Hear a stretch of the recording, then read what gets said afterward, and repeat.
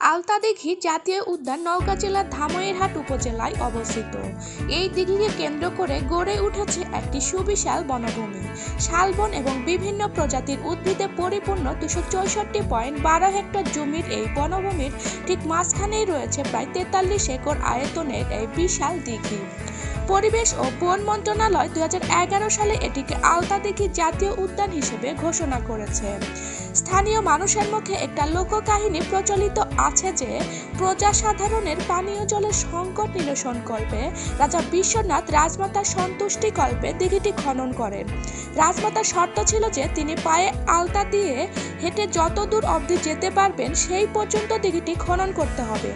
অতঃপর রাজমাতা হাঁটতে হাঁটতে যে স্থানে গিয়ে হাঁটা বন্ধ করেছিলেন, শুরু স্থান থেকে সেই অবধি পর্যন্ত রাজা বিশ্বনাথ দিঘি খনন করেছিলেন। সেই থেকেই এই দিঘিটি আলতা দিঘি নামে পরিচিতি লাভ করে।